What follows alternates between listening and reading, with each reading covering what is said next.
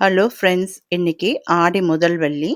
அதுக்காக குலதெய்வத்துக்காக தேங்காய் பால் அரிசி பாயாசம் செஞ்சுருக்கேன். அது எப்படி செய்யறதுன்னு பார்க்கலாம். அதுக்கு நான் 1 ஸ்பூன் அளவுக்கு பச்சரிசியை ஒரு 1 ஹவர் ஊற வச்சுட்டு அதை ஒரு மிக்ஸி ஜாரில் போட்டுக்கிட்டேன். அப்புறம் 1 கப்பு தேங்காய், துருவன தேங்காய் எடுத்திருக்கேன். அதுலேயே 2 ஏலக்காவும் நான் சேர்த்துட்டேன்.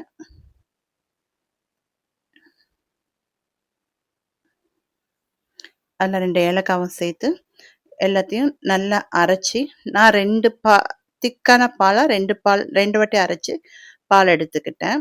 அதை வடிகட்டி ரெடி பண்ணி வச்சுக்கோங்க.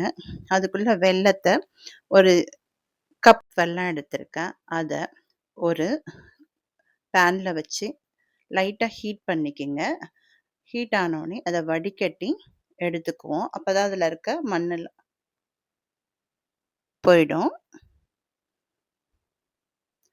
அதே பேனில் திருப்பி அந்த வெல்லத்தை ஊற்றி நல்லா கொதிக்க விடுங்க.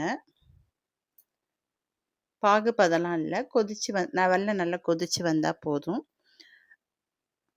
கொதிச்சு வரும்போது அந்த வடிகட்டி வச்சுருக்க தேங்காய் பாலையும் அதில் நம்ம ஆட் பண்ணிக்குவோம்.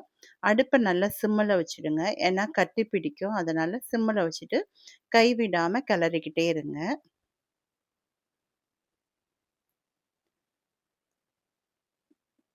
பாருங்க, பால் நல்லா திக்காகுது. சிம்மில் வச்சு நல்லா கைவிடாமல் கிளறிக்கிட்டே இருந்தால் தேங்காய் பால் பாயாசம் ரெடி ஆகிடும்.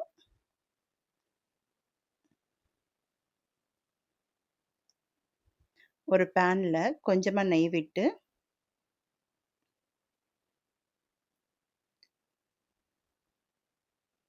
அதில் முந்திரி, திராட்சை, தேங்காவை குட்டி குட்டி பீஸாக அரிஞ்சு அதையும் நான் அதில் சேர்த்துருக்கேன். சேர்த்து நல்லா நெய்யில் வறுத்துக்கங்க. இதை அந்த தேங்காய் பால் பாயாசத்தில் சேர்த்து நல்லா கொதிக்க விடுங்க.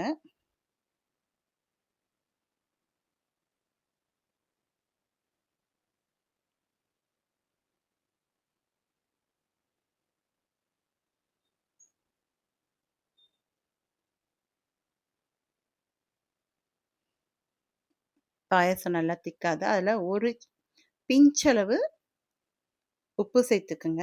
நல்ல டேஸ்ட்டு, நல்லா சுவையாக இருக்கும்.